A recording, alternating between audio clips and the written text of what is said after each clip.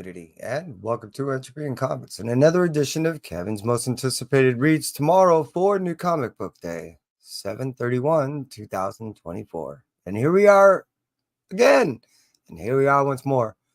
And those catch me on the rewind, I appreciate you greatly. And those that catch me on the live, well, how about we just say hi? How you doing, Las Cruces? I hope all is well, and I appreciate you stopping by. And yes, you are second, girl, but you're first in my heart. Thank you for dancing with me. Appreciate you stopping by. And how about we jump on into the list?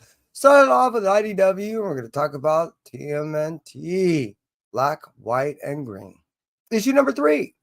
This has been an interesting anthology. I've been having a lot of fun just watching writers put in their own 2 cents on these short stories and having a ball with them. I've been really interested to see how I never really thought some of this stuff would get as hardcore as it did. This is put it that way. And I'm having a lot of fun. So I'm looking forward to issue number 3 just to see what comes next.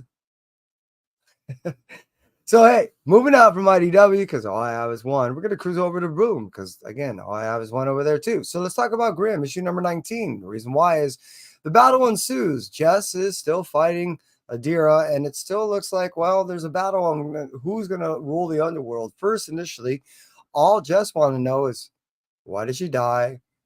Where the hell is she at? And what the heck's going on? Then she ends up learning about who she is and what her responsibilities are. And even reluctant as she was, she still took it upon herself to go ahead and pursue what was essentially not necessarily, I guess, inherited to her. I mean, I don't know how to do it, but it was essentially mandated without her consent. So she took upon her the duties of being a Grim Reaper along with others. And then she finds out who she really is. That's when everything starts unfurling and this onion opens up and we see really what's been going on. That's kind of where we are for now solid arcs deep. I just realized this is going to finish off 4 arcs.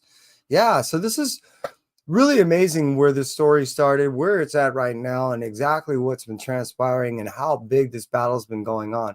If you've been reading, you understand. If not, you're probably going, what the hell is he talking about?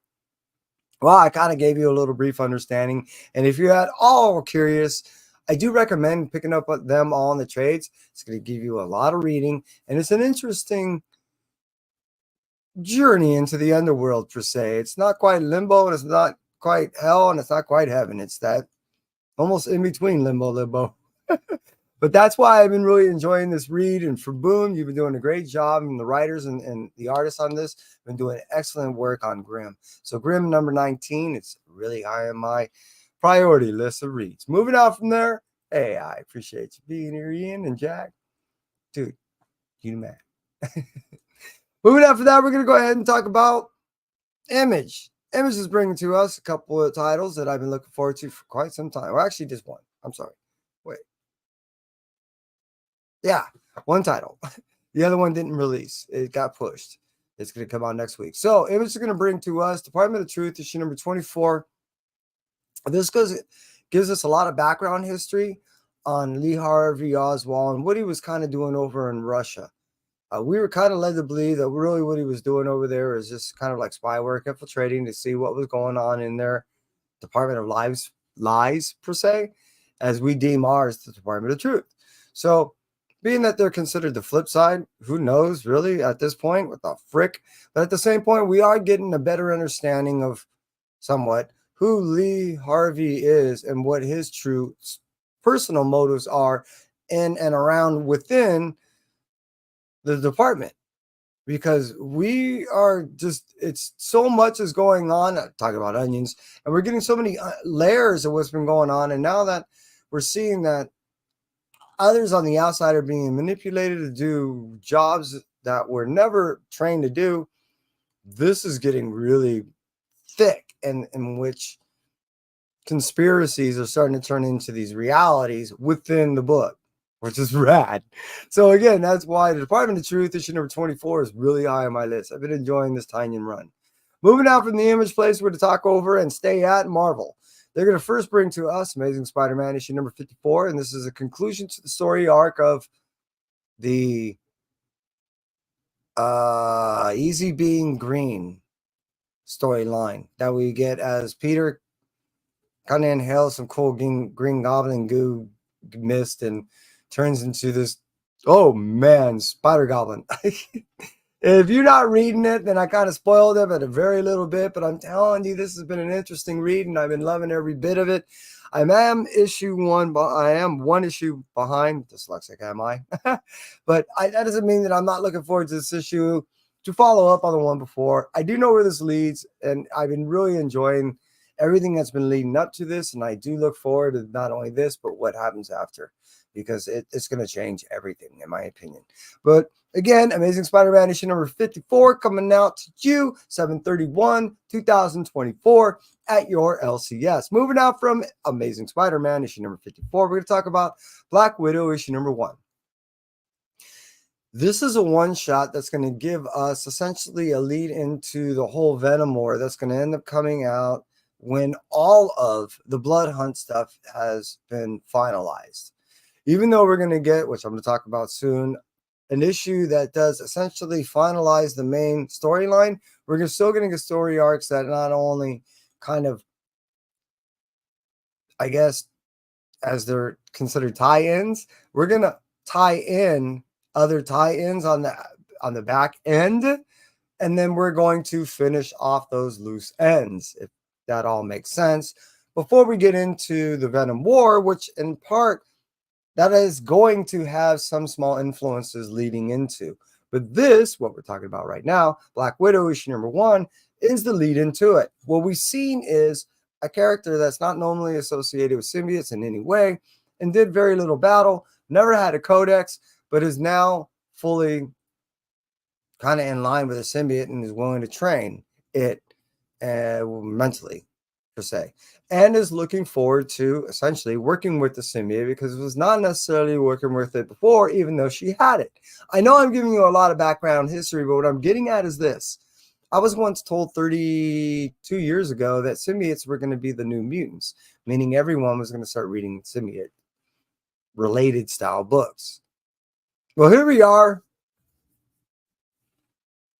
in that time, but that person was off by about, I would say, 15, 17 years. They really thought it was going to be a lot sooner than it actually is. But here we are again with a character that's not normally associated with a symbiote, as we've been getting a lot of characters taking on symbiotes, and we're now seeing it culminate to, again, what we're going to end up reading soon within the next month or so, Venom War stuff, which I'm so dying for. This is bigger than, again, that whole Absolute Carnage, the whole Null thing. With this is going to be bigger and all that. And beauty is again, with the finalization of what's happening with the Blood Hunt, which I'll be talking about soon, which has been another great saga, and it's probably one of the best yearly type things what they try to do as far as bring out one of these gigantic events. This was probably one of the most successful in the past, I don't know, 3 or 4 years, in my opinion, as far as with Marvel is concerned. But again, what we're talking about again is Black Widow issue number 1. It's a one-shot coming out tomorrow at 7/31/2024. Moving out from Black Widow, we're going to talk about Helverine issue number 3. This has been a really interesting read, and what we're getting at is we've seen with symbiotes, the government end up doing symbiote experiments. Now what we're seeing is with Helverine, the government doing similar experiments, but with mutating demons to go ahead and assimilate into humans to turn into weaponizing them, which didn't quite work out. So now what they're actually doing is trying to wrangle all these little mutant demon things around, and that's kind of where we're at with issue number 3, which has been really fun as a storyline. We started out one way, we're going to another, and it actually is something a little bit more entertaining than I really thought it was going to be. I thought it was just going to be a bunch of blood and gore and had nowhere to go, but it's actually telling a pretty cool storyline.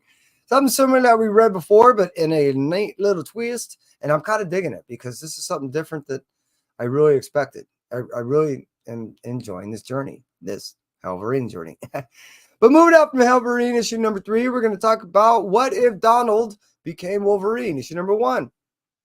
I almost really don't need to say much more than that. But to say just a little bit more, what we're essentially getting is a little old man Logan version of Donald playing that character.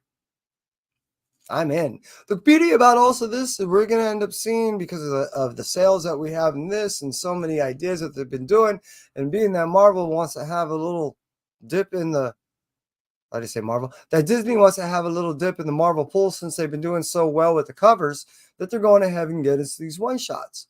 The next one's going to be, I believe, Immortal Thor. I can do these. These seem fun. And I'm going to keep doing them. They're really, I mean, again, they mean nothing and they're essentially throwaway, but this is the fun that we were supposed to have with comics. So this is, I am looking forward to this. This is really up there on my list. So again, what if Donald became Wolverine? This is going to be awesome. Issue number 1 coming out 7/31, 2024. All right, let's move on from there. Let's go ahead and talk about Midnight Suns, Blood Hunt, issue number 3. This is a great tie-in. This is a face-off between now the team and kind of Blade, and it's going to go ahead and bring on some pretty gnarly things. The cool thing is once we get to the finalization of this whole storyline, things are not going to be the same. Things are going to be different. And the cool thing is from that, I mean, it doesn't have to be that anything is spec. It's just that we're getting good stories. This is what these gigantic events were supposed to be. They weren't supposed to be money grabs. They were supposed to be this good. That's why I'm digging this. So again, that's why Midnight Suns, Blood Hunt issue number 3 is up there really high for me. But moving out from that, we're going to talk about Ms. Marvel Annual issue number 1, which is technically part 4 of the Infinity Watch. Yeah, which is, if you're reading this, well, Thanos is back out and he wants his gems again. And he is, now he's realizing they're all in people. And he doesn't really want to necessarily rip them apart, but he's going to do what he has to. So issue number 4 is kind of up there. Ms. Marvel is written by a team that I really enjoy, and I'm looking forward to not only how they deal with being part of a gigantic event like this, which is, it's a multi-part event, but something that is kind of different and out of the realm that they don't normally get to play with. So I'm sure they're going to have a lot of fun, and I'm curious to what turns out to be. So Ms. Marvel Annual issue number 1 is pretty high up there for me. Moving out there from Ms. Marvel Annual issue number 1, we're going to talk about Spider-Gwen, Ghost Spider, issue number 3. Did I mention that I was not trying to pick up this thing? Like, every time I talk about this book, and it turns out to be a good read for me. When I first was reading this book, I don't know, some odd years ago, it was okay. And then every writer successively is just like incrementally just stepped it up to where I'm like, I'm not going to read it. It's okay. I just give it a shot. Oh, it's good. I'll just go ahead and read it. Well, maybe I'll get another shot when it comes out in another short. And it just keeps getting better and better by these little mini amounts. It just, so here we are, and it's just so much fun. And the beauty is, and coincidentally, I was talking about how Miles and Peter were getting in a fight with the Spectacular Spider-Man.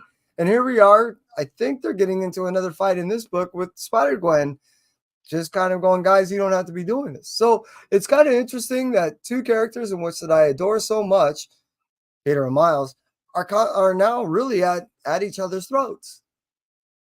I don't know what the hell is going on, but there's a whole lot of conflict in the whole Marvel realm. And it's just it's good reads. I'm just saying. So I'm looking forward to Spider-Gwen, Ghost Spider issue number 3 coming out tomorrow for you, and of course for me. Hey, K-Pop, how you be? All right, let's talk about the next book coming out, which is Ultimate Spider-Man issue number 7.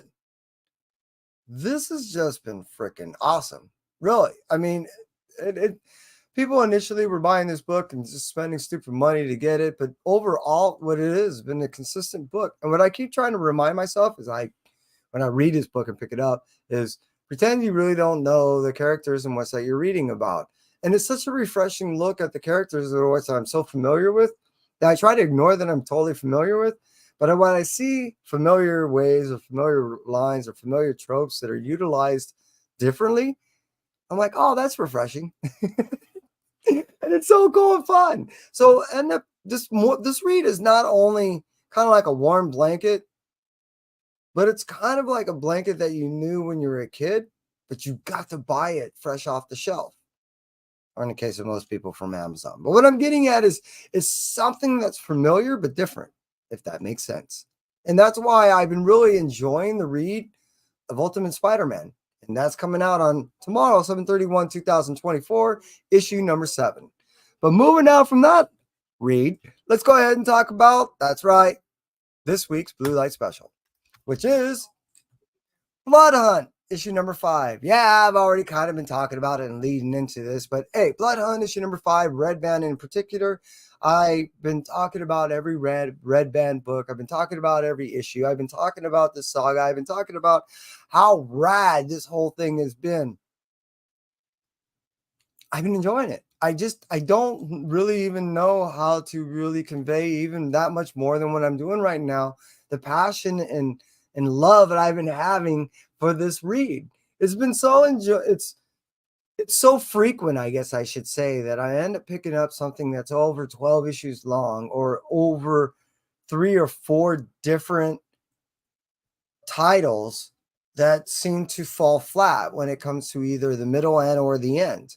And it seems like this has been slowly building momentum throughout. When we end up finding out who is seemingly initially behind everything that was transpiring, then we see who was manipulating the individual who was making all this happen, to where we're finalizing it with, no matter what ends up happening, things are going down and nothing is exactly going to be the same. As I was talking about before, it just seems like